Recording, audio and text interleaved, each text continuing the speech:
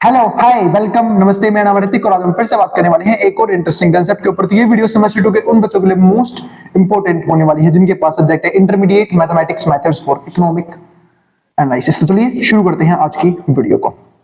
तो आज का जो हमारा कंसेप्ट है वो हमारे पास क्या है, सेकंड ऑर्डर डेरिवेटिव का एक और इंपॉर्टेंट टॉपिक।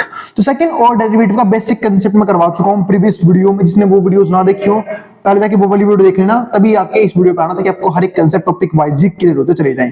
जिनको आप सेकंड ऑर्डर डेरिवेटिव का मतलब ही नहीं पता होगा वो डेरिवेटिव करेंगे कैसे, वैसे बता देता हूं। हायर ऑर्डर डेरिवेटिव या फिर सेकंड ऑर्डर डेरिवेटिव का मतलब सिंपल सा ये होता है कि आप एक फंक्शन का डेरिवेटिव एक बार से ज्यादा बार करवा रहे हो, या तो एक सिंगल वेरिएबल के रिस्पेक्ट में या फिर दूसरे वेरिएबल्स के रिस्पेक्ट में।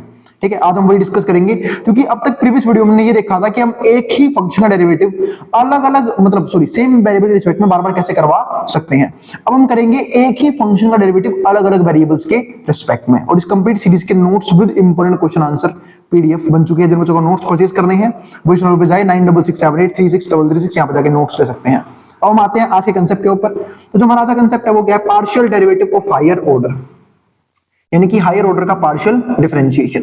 अब ये कुछ फॉर्मूले लिखे हुए हैं, फॉर्मूले याद होने काफी जरूरी है। जैसे यहाँ पे देखो, अब अगर आपको dfx, आपने एक फंक्शन का डेरिवेटिव निकाला, मतलब df अपॉन में dx, उसका आप दोबारा डेरिवेटिव कर रहे हो फिर से x के रिस्पेक्ट में, तो क्या आपका आएगा d2f अपॉन में dx स्क्वायर। इसको बोलते हैं फंक्शन का डेरिवेटिव x और x के रिस्पेक्ट में, यानी कि अपने फंक्शन का डेरिवेटिव दो बार किया और दोनों बार ही x के रिस्पेक्ट में।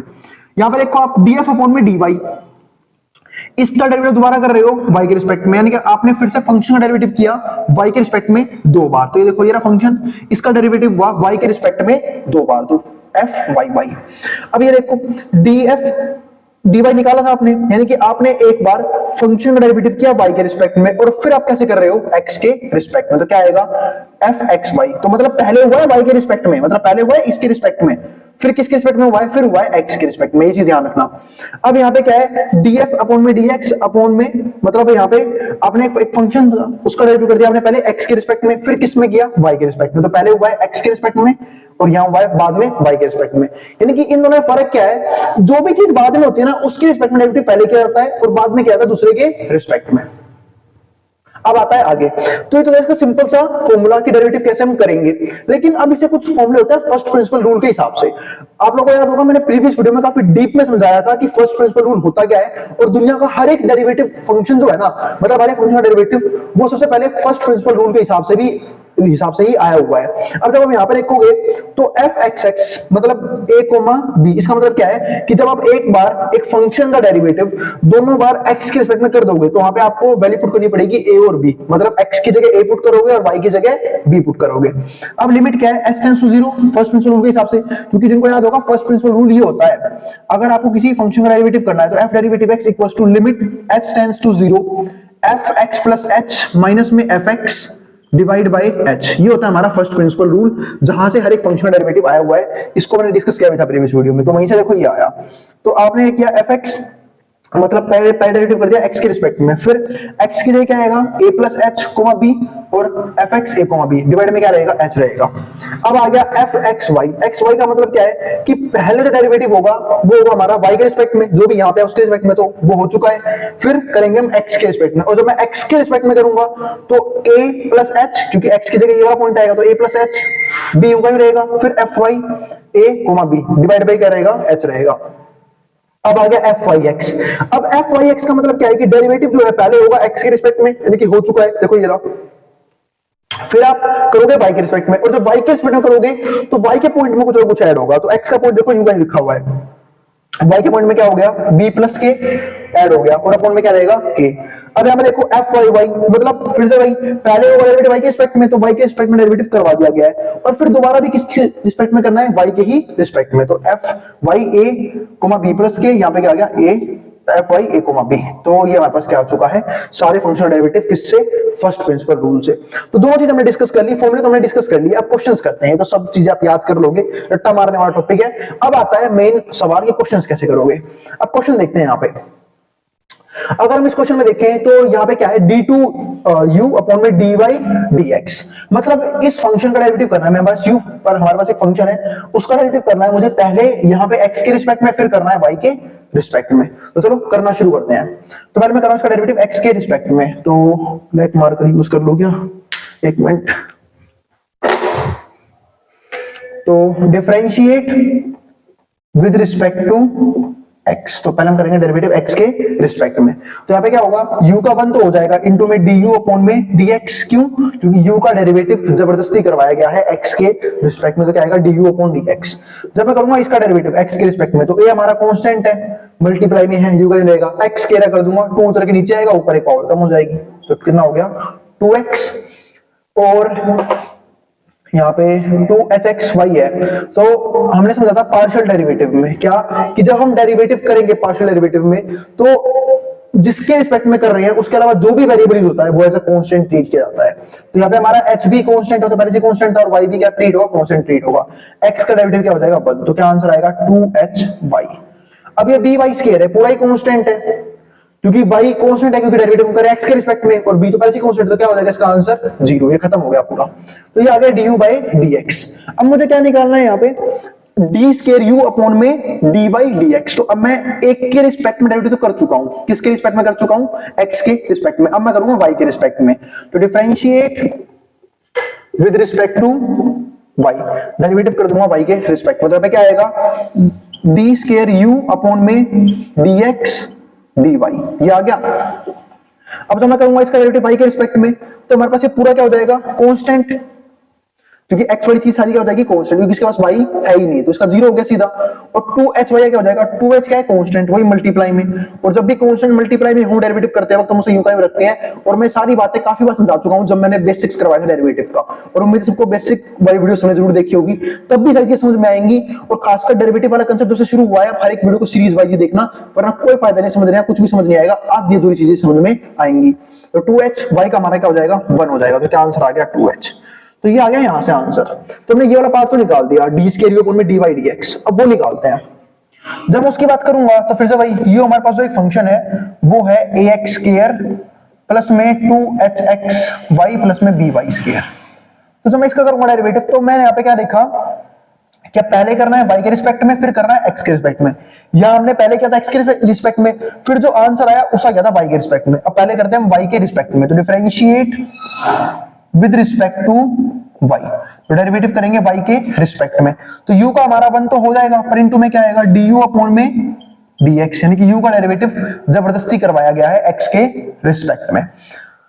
ठीक है, सॉरी y आएगा du अपॉन dy, क्योंकि y के रिस्पेक्ट में कर रहे हैं ना हम डेरिवेटिव। हाँ, तो du अपॉन dy, तो y के में कर रहे हैं तो ये पूरा कांस्टेंट 0 हो जाएगा, क्योंकि यहाँ पे या तो x है या फिर a है, तो x भी कांस्टेंट है, a भी कांस्टेंट है, 0 हो गया इसका। तो जब ऐसा करूंगा तो y का डेरिवेटिव क्या हो जाएगा 1, क्या आंसर आ जाएगा 2hx। इस पूरे के पास अब देखो ये by स्क्वायर है, जब मैं करूंगा by स्क्वायर का डेरिवेटिव तो कैसे होगा, b तो कांस्टेंट है मल्टीप्लाई में, यूं का यूं रहेगा, y स्क्वायर कैसे करोगे, 2 उतर के नीचे आएगा, ऊपर एक पावर कम हो जाएगी, यानी कि 2y।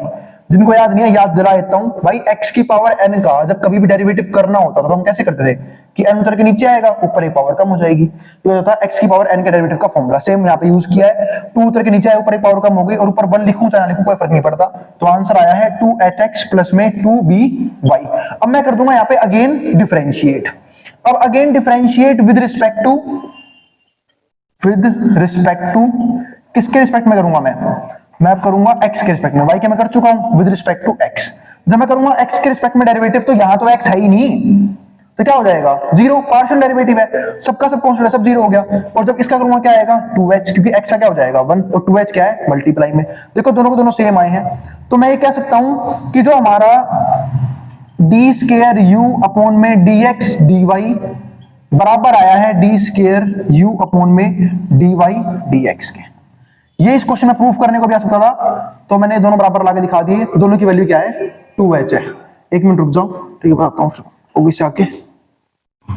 चलो अब आगे देखते हैं। अगर मैं आगे बात करूं इस क्वेश्चन में, और हाँ यहाँ पे एक चीज समझा देता हूं आप लोगों को, जरूरी नहीं है आपके पास d स्क्वायर u अपॉन में dy बाई dx निकालना आएगा, या फिर d square u dx upon dy निकालना ही आएगा। हो सकता है वो ये भी बोलते हैं कि भाई आपने इसका du बाई dx निकाला था, आप इसका अगेन डेरिवेटिव कर दो फिर से x के रिस्पेक्ट में। अब मैं एक चीज आपको और क्लियर कर देता हूं कि अगर आप इसका दोबारा डेरिवेटिव करोगे तो आपका du बाई dx आया था, जो इसका दोबारा डेरिवेटिव करोगे x के रिस्पेक्ट में, तो ये पूरा आपका क्या हो जाएगा 0, क्योंकि इसके पास x है ही नहीं। क्या आंसर आएगा सिर्फ 2a, क्योंकि x का क्या हो जाएगा डेरिवेटिव 1, क्योंकि कांस्टेंट है 2a, और जब भी कांस्टेंट मल्टीप्लाई में हो यूं का यूं रहेगा, तो 2a रहेगा यूं का यूं, ठीक है, और x का हो जाएगा 1। तो ये आपका आंसर आएगा किसका, d स्क्वायर u अपॉन में dx स्क्वायर। मैं सिर्फ x नॉलेज के लिए बता रहा हूं, dx स्क्वायर। अगर आपको सेम फंक्शन डेरिवेटिव करना आ गया x के रिस्पेक्ट में, और अगर आपको ये निकालने के लिए बोलता कि d स्क्वायर u निकाल दो dy स्क्वायर, तो हम करते हैं इसका डेरिवेटिव, किसका डेरिवेटिव, इसका डेरिवेटिव y के रिस्पेक्ट में दोबारा से, तो ये पूरा जीरो हो जाता है। क्यों, क्योंकि इसके पास y नहीं है। जब इसका करोगे तो क्या आंसर आएगा, सिर्फ 2b। तो ये चीज भी ध्यान रखना, क्योंकि y का 1 हो जाएगा। तो उम्मीद है मैंने आपको चार चीज निकालनी सिखा दी है, कैसे निकाला जाता है। अब हम आते हैं अपने एक मेन क्वेश्चन पे। ये भी एक प्रूफ का सवाल है, ये करेंगे और फिर वीडियो को कर देंगे पॉज। अब इस क्वेश्चन को जब करने क्या हमें, तो अभी क्या है, y u equals to f y x, मतलब ये कह सकते हो कि u एक फंक्शन है y अपॉन में x, इसको ये फंक्शन दे रखा हमारे पास। हमें प्रूफ करना है कि x du by dx और y du by dy 0 के बराबर है। अब मुझे नहीं पता आएगा या नहीं आएगा, पर मुझे एक चीज पता है कि मुझे du by dx निकालना होगा और मुझे du by dy निकालना होगा। उसके बाद तो यहां वैल्यू रखूंगा, फिर देखेंगे 0 आ रहा है या नहीं आ रहा। तो मैंने क्या किया, मैंने du by dx निकाला। तो जब मैं du by dx निकालूंगा तो du by dx, यानी कि इसका डेरिवेटिव करूंगा मैं x के रिस्पेक्ट में। अब एक बात ध्यान से समझना, जब मैं इसका डेरिवेटिव करूंगा x के रिस्पेक्ट में, तो मैं एक चीज कर सकता हूं, मैं इसको लिखता हूं y मल्टीप्लाई में 1 by x, क्योंकि y देखो है तो भी सेम ही, क्योंकि y क्या ट्रीट होगा, कांस्टेंट। क्यों, क्योंकि हम डेरिवेटिव कर रहे हैं x के रिस्पेक्ट में, और जब y हमारा कांस्टेंट है तो y रहेगा मल्टीप्लाई में यूं का यूं।